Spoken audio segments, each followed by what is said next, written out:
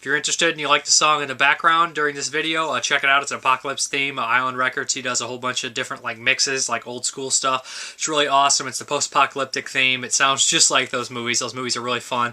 All kind of mixed together for me, and this theme just fits perfect. It's exactly what they are and how it sounds in there, like that cheesy type deal music. If you're interested in it, there'll be information below if you want to purchase, you want to hear it, his website, his YouTube. Yep, that's pretty much it. See ya. Bye.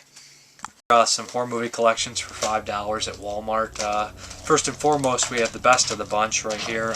This comes with Waxwork, 976 Evil 2, Ghoulies 3, Ghoulies Go to College, The Unholy, Chud 2, Chopping Mall, Slaughter High, Class of 1999.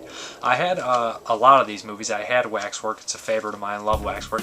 Didn't have 976 Evil 2. Never been released on a United States DVD. Ghoulies 3 never released on United States DVD. I had an import. The Unholy never on US DVD. Chud 2 never on US DVD. I had an import. Chopping Mall, which I have. It's a fun movie. Slaughter High, which is a fun movie. I have that. Class of 1999, which is a fun movie. I've seen all these movies except 967 Evil 2 and The Unholy. They're actually, all the ones I have seen on here are awesome for $5. You can't beat that. I even hear some are in widescreen, so check your Walmart bins. I found my Walmart up in the front, not by the movies, in a separate bin. Then this one I strictly got just for Blood Diner, which is a really fun, sleazy, cheesy, stupid movie. Never been on DVD in America. This also comes with Parents, which is okay. Sundown, Vampire Retreat, haven't watched. I have that. Fido, which is a cool movie, and Boy Eats Girl. I have all these movies actually, separately I think. But Blood Diner, I'd recommend that one. Again, $5. And this one I got for Beyond the Re-animator because I had the other ones. All the other movies I have on here, I would recommend Return of the Dead Part 3. But those are all in the Walmart bin for $5. Now we're past that. Here's some more stuff. I got some stuff from Germany, but I'll first talk about this Blu-ray from On Earth. This is Where the Dead Go to Die. It's a crazy computer-generated type animated film. It's one of a kind. I did a review for it. Really profoundly unsettling stuff. I would really recommend it. Crazy, demented, evil dog. Really great scenery. Really great visuals. Really, really trippy, surreal, crazy. What hell might be like. Then here's some imports from Germany. This is a Blu-ray of a movie. I don't know if I can get away with cartoon nudity, but so be it.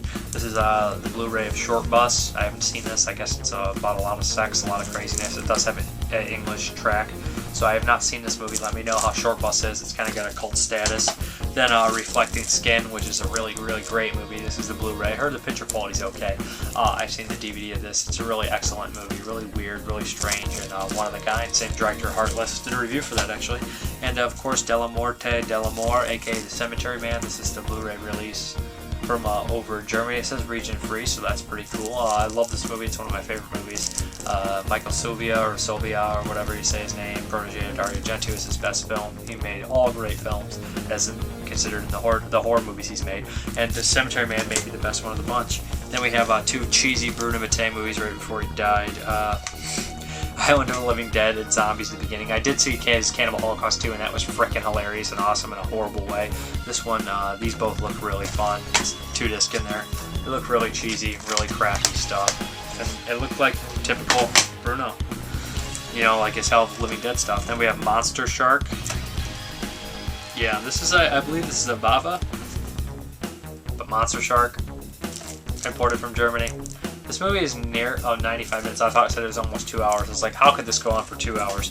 But then we have Olaf Inbox, Chain Reaction. This one's actually supposed to be uncut. The United States release is cut, from my understanding. This one's supposed to be uncut.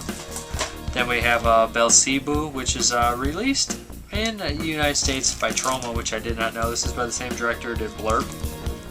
I have not watched it. It's supposed to be gory. Then we have Eyeball, Alberto Lenzi, import from Germany. This is Giallo, one I never seen, never been released on United States DVD. I think there's a hard box of it, but this release was fairly cheap. There's nudity on the back, so I won't show it. Never got to see this one. It's supposed to be one of his most popular films. And then, of course, I believe this is 2-disc in here. I'm not sure. I think it says 2-disc on here. I don't know if it is. It doesn't feel like it. I hope it's uncut. I'm not necessarily 100% sure, but this is the edition of Beyond the Limits, which is a really crazy Olaf Edenbach movie. It has some really good gore in it. This one's actually pretty cool. Enjoyed that movie by him. And then let me go into some cheap family video buys. 36th Precinct. Did not watch it. It was a few bucks. Scar, really cheap. Didn't hear anything good about it, but don't mean nothing. The Clinic, again, very cheap. All these are really, really cheap. Then I couldn't resist being a sucker. They put Ramiro's name on it. I know he probably is just like in it for 2 seconds, like, these movies suck. But Deadtime Stories 1 and 2, both of them for $3 a piece. Yeah, I did it. Couldn't help it. God, man. They could put George Romero's name on a turd covered in acid, and I'd be like, and I'd think about it. Sweet Karma. The Nickel Children. Tom Sizemore's in it. I think he's like an abusive type deal. Shouldn't be too hard for him to play that. American Scream King. I saw the trailer for this. I do like the tagline here. It is brain damage, so you're not sure what you're going to get. 10 girls, 8 dead bodies, 1 twisted story. The trailer made it look like it'd be seemingly decent. Dylan Dog, I needed one more. $3 one. Yeah, same source material, Cemetery Man. I love Cemetery Man. This looks like shit. Narrow Margin. Yeah, they were selling this at a family video. I seen this a long time ago. I do enjoy my Gene Hackman. Gene Hackman's a good guy, good man. And that's a pretty decent movie, actually. This one, The Hillside Strangler. I've never actually got to see this one. This one looks fairly good, though, to be honest. Looks at least worth a watch. Very cheap again. No Such Thing. It's unfaded as hell, but for $2 or $1.50. That's this creature, and he's in a suit. A myth, a monster, a world gone media mad. Sound too different from our world now. But, yep, No Such Thing. End of the Line. I think I remember seeing a trailer for this one. It was like in the subway and there's creepy shit. And I'm not talking about Creed. End of the Line. Thunderstruck. Again, very cheap. Anchor Bay. Just looks like a rock and roll fun type deal. I'm not really necessarily sure what it was. But when I did buy it, I was interested for some reason. Like I said, though, they could put George Romero's name on a turd and I'd probably buy it. So, Sisters, which is a remake from the original one, Brian De Palma. This movie didn't get much attention at all, from what I know. But yeah, did not watch this yet. But Sisters. And then The Crying Game. I know all there is to know. It's actually a really good movie. I think Neil Jordan did this movie. I always want to say Neil Marshall because Dog Soldiers and they're both British.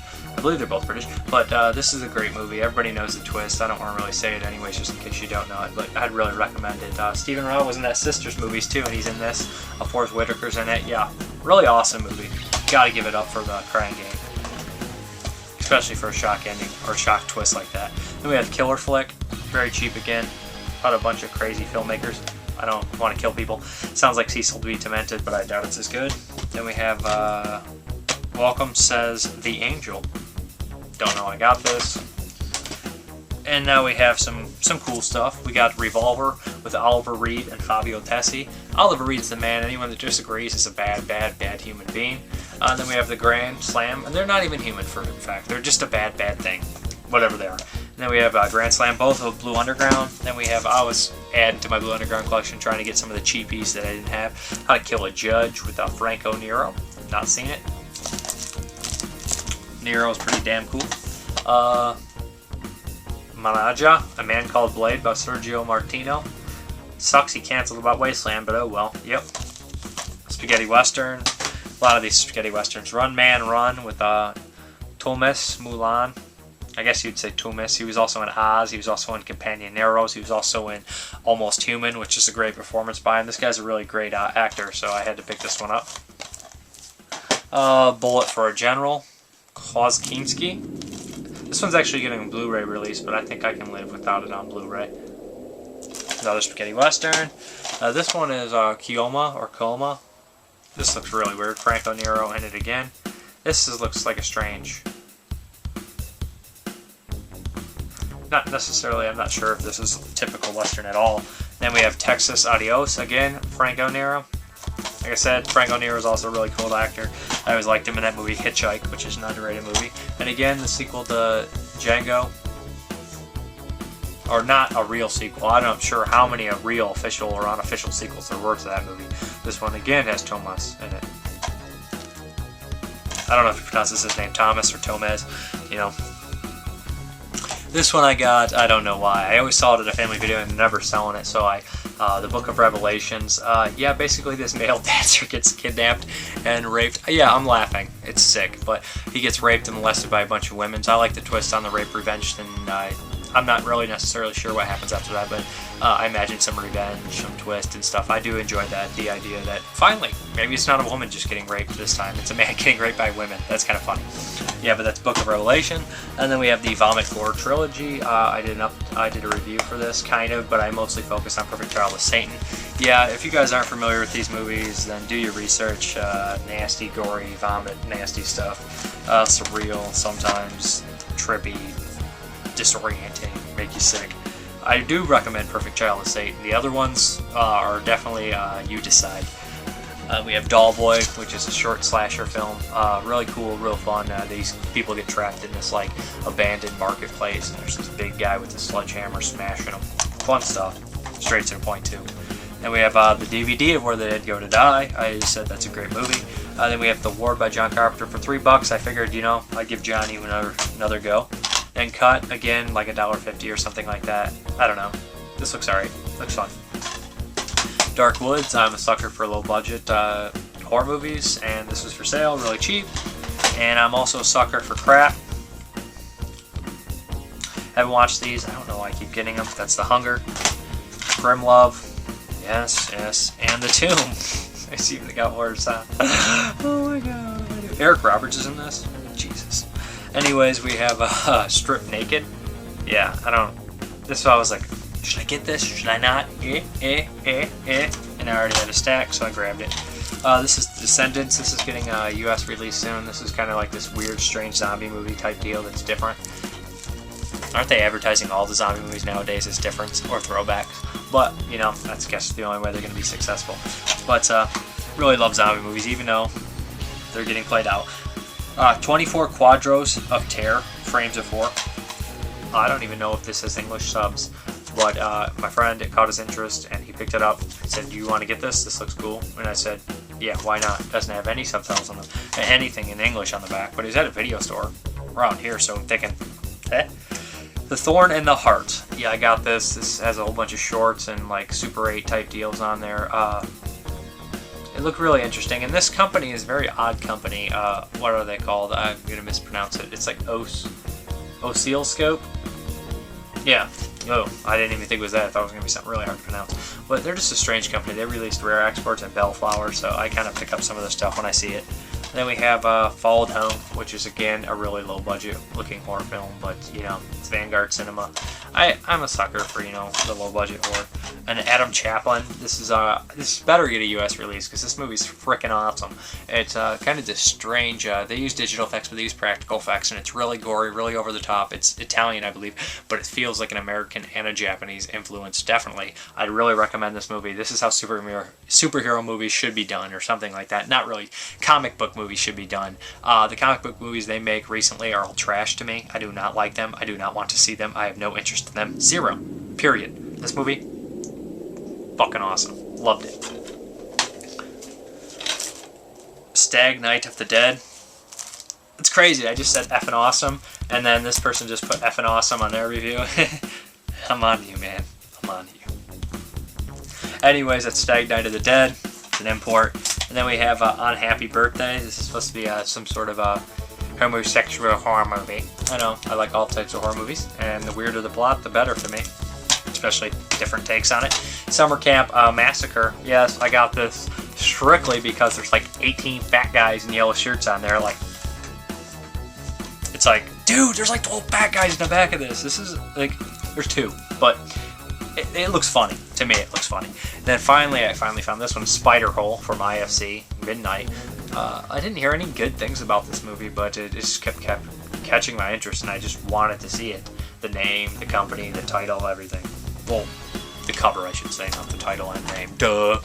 But then we have Bleak Future. This movie passed me by. I never ever heard of it until like 2 weeks ago, and I was like, bought because it looked freaking awesome. Somebody posted about it.